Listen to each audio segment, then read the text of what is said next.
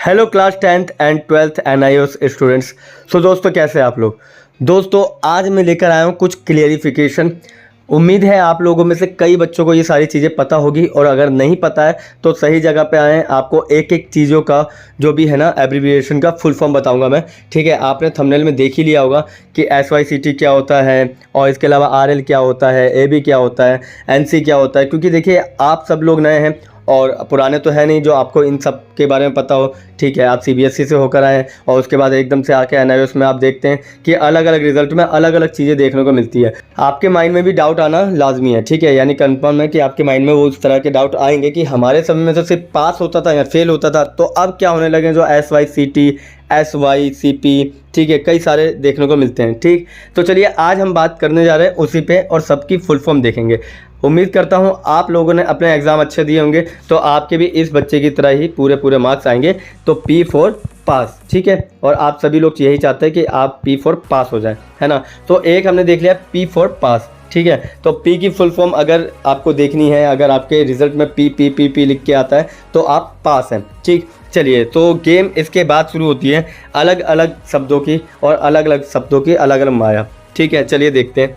सो हमारे पास एक स्टूडेंट है जिसने हिंदी में थ्योरी में 45 किया और 15 मार्क्स TMA में किया और 60 मार्क्स के साथ वो पास हो गया। ठीक है, सेम ज्योग्राफी के साथ भी किया, 32 in theory and no practical, और 12 मार्क्स उसका TMA इंटरनल में आ गया तो 53। अब इस बच्चे के साथ क्या हुआ, इस बच्चे ने केमिस्ट्री के अंदर सिर्फ 5 मार्क्स किया। ठीक है, जिसके कारण इसका जो रिजल्ट बना वो SYCT बन गया। तो SYCT की फुल फॉर्म होती है कि सब्जेक्ट वो जिसको अभी येट टू बी क्लियर, ठीक है, सब्जेक्ट, ठीक है, yet to be clear, yet to be clear. ठीक है, समझ में आ गया। और वो भी किसके अंदर, थ्योरी के अंदर। ठीक है, तो थ्योरी इसको क्लियर करनी है अभी। ठीक है, तो अगर याद रखना आपको कि SYC और T, अगर SYCT आ जाए तो आपको अभी थ्योरी क्लियर करना है। जैसे फॉर एग्जांपल इस बच्चे के 5 मार्क्स आए तो इसको थ्योरी में ज़्यादा मार्क्स लाके पास होने जाना चाहिए था, नहीं हो पाया तो इसको थ्योरी का एग्ज़ाम दोबारा देना पड़ेगा। क्या करना पड़ेगा, थ्योरी का एग्ज़ाम दोबारा देना पड़ेगा। वहीं पे आपको मैं बताऊं कि अगर SYCP हो, ठीक है, तो SYCP होना तो इसके अंदर इसको क्या देना पड़ेगा, इसको इसमें प्रैक्टिकल दोबारा देना पड़ेगा। ठीक है, तो समझ में आ गया। SYCP हो तो प्रैक्टिकल दोबारा देना पड़ेगा, SYCT हो तो इसको थ्योरी का एग्जाम दोबारा देना पड़ेगा। क्लियर, समझ में आ गया CT और CP में अंतर। ठीक है, अब सबसे बड़ी बात आती है कि भैया, अब सबसे बड़ी बात होती है कि भैया SYC है तो उसमें क्या हो। ठीक है, कई रिजल्ट आप देखेंगे जिसके अंदर SYC है। ठीक है, तो उसका मतलब होता है कि उसने सब्जेक्ट, ठीक है, तो इसमें क्या होता है कि येट टू बी क्लियर, यानी कि subject yet to be clear, यानी कि पूरा सब्जेक्ट ही अभी पूरा क्लियर करना, ना प्रैक्टिकल अच्छा कर पाया ना थ्योरी अच्छा कर पाया, तब उसको क्या करना पड़ेगा, ये SYC देखने को मिलता है जब आपका रिजल्ट बहुत अच्छा हो तब, बनना तो उसे फेल ही कर देता है डायरेक्ट उस सब्जेक्ट में। क्लियर, तो SYC मतलब subject yet to be clear, SYCP मतलब subject yet to be clear in practical. ठीक है, SYCT मतलब कि subject yet to be clear in theory. समझ में आ गया आपको, ये 4 एब्रीविएशन समझ में आ गई। P का बता दिया और बाकी ये 3 बता दिए। चलिए सो नेक्स्ट देखते हैं क्या है हमारे सामने। जैसे आप देख सकते हैं कि इस बच्चे का SYCT है, ठीक है, यानी कि आपका थ्योरी में 4 मार्क्स लेकर आया था और वहीं पे ये बच्चा एब्सेंट हो गया था, ठीक है, डाटा एंट्री ऑपरेशन में, जिसके कारण इसको SYCT दे दिया। ठीक है, मगर अब एक और नई एब्रीविएशन आपने देखी, ये है UFMT। ठीक है, अब आप बोलेंगे सर ये UFMT क्या है, और थ्योरी में 0 मार्क्स दे दिया, और थ्योरी में 0 मार्क्स किसी को मिलते हैं क्या, नहीं ना। तो इसका मतलब ये है कि इसकी आंसर शीट या तो पकड़ी गई है, यानी इसने चीटिंग की है तो पकड़ी गई है, या फिर इसकी आंसर शीट मैच कर रही होगी आगे पीछे वाले से पूरी की पूरी, तो टीचर को पता चल गया कि इसने चीटिंग की है और टीचर ने क्या कर दिया, UFMT का एग्ज़ाम दोबारा डलवा दिया। ठीक है, यानी कि अब इसका थ्योरी का एग्ज़ाम दोबारा होगा। क्लियर, समझ में आ गया। और वो कब होगा, वो ऊपर से ही आएगा ऑर्डर तब। ठीक है, तो अगर आप चीटिंग करते हुए पकड़े जाते हैं ना तो UFMT देखने को मिलता है। ठीक है, इसके अलावा एक और चीज़ है वो भी दिखाता हूँ मैं कैसे। ठीक है, जैसे फॉर एग्जांपल इसी में RW का मतलब भी सुन लेना, RW इसका मतलब होता है रिजल्ट विद हेल्प, ठीक है। यानी कि आपका जो रिजल्ट आया ना वो किसी की हेल्प से है। फॉर एग्जाम्पल आप अपने सेंटर पे बैठ के चीटिंग कर रहे थे, तो वहाँ से अगर एग्जामिनर आ गया या फिर कोई इन्वेस्टिगेशन करने वाला आ गया और उसने तुमको पकड़ लिया, तो वो आपकी शीट पे लिख देगा RW, मतलब कि रिजल्ट विद हेल्प, ठीक है। यानी कि आपने हेल्प ली है किसी की, और उस ऐसे मामले में क्या होता है, ऐसे मामले में आपका जो रिज़ल्ट होता है ना वो रुक जाता है कुछ समय के लिए, वेटिंग लिस्ट में डाल देते हो, और फिर कुछ समय बाद आपका जनरेट हो जाता है और आपको दोबारा एग्जाम देना पड़ता है RW वालों को, ठीक है। और फिर देखा जाता है अगर चीटिंग के क्वेश्चन मिलते हैं तो कंफर्म होता है, नहीं तो फिर उसको भी पास कर दिया जाता है, ठीक है।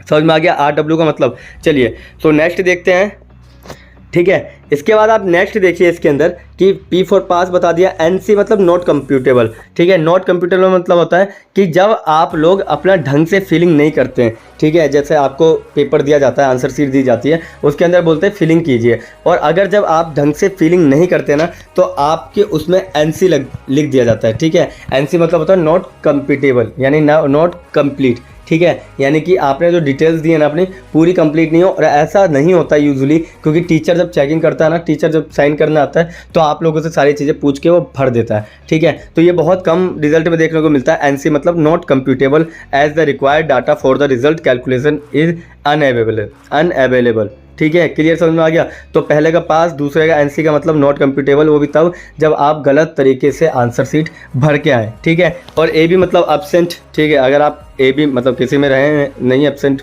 मतलब किसी में एब्सेंट हो गए तो आपका AB आ जाएगा, यानी एब्सेंट, ठीक है। इसके अलावा subject yet to be clear, subject yet to be clear in theory, subject yet to be clear in practical, ठीक है। इसके अलावा TMA के अंदर होता है ट्यूटर मार्क्ड असाइनमेंट, ठीक है। यानी कि आपके असाइनमेंट में अगर मार्क्स पूरे नहीं है तो उसमें आपको TMA दे दिया जाता है, और ऐसे समय में रिजल्ट रोका नहीं जाता बट उसको आगे बढ़ा दिया जाता है, क्लियर। और इसके अलावा IMPR मतलब होता है जब आपने क्या दिया हो कि इम्प्रूवमेंट दी हो, ठीक है। आपके मार्क्स आए, जैसे फॉर एग्जांपल 32 मार्क्स आए, आप पास तो हो गए, 1 मार्क्स से रह गए, ठीक है। ऐसे मामले में क्या होता है कि आप इम्प्रूवमेंट भर देते हैं, ठीक है। कई बार इग्नू के बच्चे ऐसा करते हैं, IMPR भरते हैं, ठीक है। तो IMPR का मतलब होता है कि येट टू बी इम्प्रूव, ठीक है। आपको इम्प्रूवमेंट डालनी पड़ेगी कि अगर आप लोगों ने सोचा कि भाई मेरे 60 मार्क्स आने चाहिए थे मगर इसमें 32 मार्क्स आए, 32 आए, ठीक है। तो 32 को क्या करेंगे आप लोग, उसको आप क्या कर सकते हैं, इम्प्रूवमेंट में डाल के उससे बेहतर मार्क्स एक्सपेक्ट कर सकते हैं। इसके अलावा आप देखिए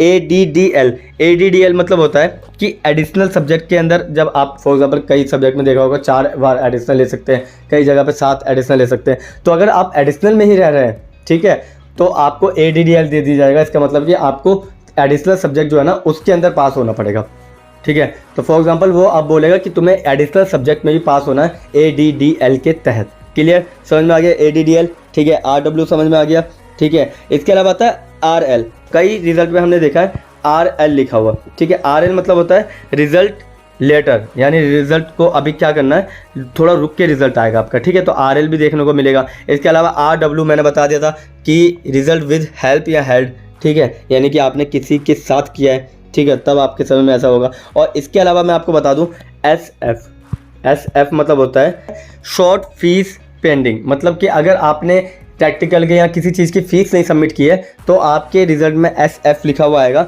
इसका मतलब ये नहीं कि आपको दोबारा एग्जाम देना है, इसका मतलब है कि आपको फ़ीस सबमिट करनी है SF में, ठीक है। तो ये ज़्यादा घबराने वाली चीज़ नहीं होती है, ठीक है। और लास्ट है हमारे सामने UFM मतलब होता है अनफेयर मीन्स केस, ठीक है। तो ये सबसे बड़ा चीटिंग का होता है और इसमें आपका रिजल्ट रुक भी जाता है, ठीक है, समझ में आ गया। तो ये कुछ एब्रीविएशन थी जो कि आपके एग्ज़ाम में बहुत बार देखने को मिलेगी। जब आपका रिजल्ट आएगा तो रिजल्ट में कई बच्चे SYCT देते हुए आएंगे, SYCP देखते हुए आएंगे, ठीक है, SYC देखते हुए आएंगे, बट मैं गारंटी दे रहा हूँ आपके रिजल्ट में इनमें से कुछ भी लिख के आए, ठीक है, बट चीटिंग का मतलब लिख के आए तो बेहतर है, ठीक है। बाकी मेरी गारंटी है मैं आपको पास करा दूँगा इसमें, ठीक है। और मैं बड़े बड़े चैनल्स की तरह हूँ भी नहीं कि हर चीज़ बेचने पे आ जाए, ठीक है, कि हर चीज़ की एक बोली लगाएं, मैं उनमें से नहीं हूँ।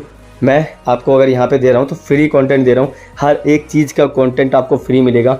मैं वो नहीं हूँ कि आपके प्रैक्टिकल के मार्क्स बढ़ाने के लिए आपसे पैसे लूँ, आपके थ्योरी के मार्क्स बढ़ाने के लिए पैसे लूँ। तो ऐसे लोगों से यूट्यूब पे दूर रहिएगा। 3-4 मिलियन सब्सक्राइबर लेकर कोई फ़ायदा नहीं अगर आप बच्चों की हेल्प नहीं कर पा रहे, ठीक है, समझ में आ गया। तो चलिए मिलते हैं एक और नई वीडियो में, तब तक के लिए थैंक यू, धन्यवाद। चैनल को सब्सक्राइब नहीं किया है तो जाकर करिएगा। कोई भी डाउट, कोई भी सजेशन हो आप कमेंट बॉक्स में पूछ सकते हैं। मिलते हैं किसी और वीडियो में, तब तक के लिए थैंक यू, धन्यवाद।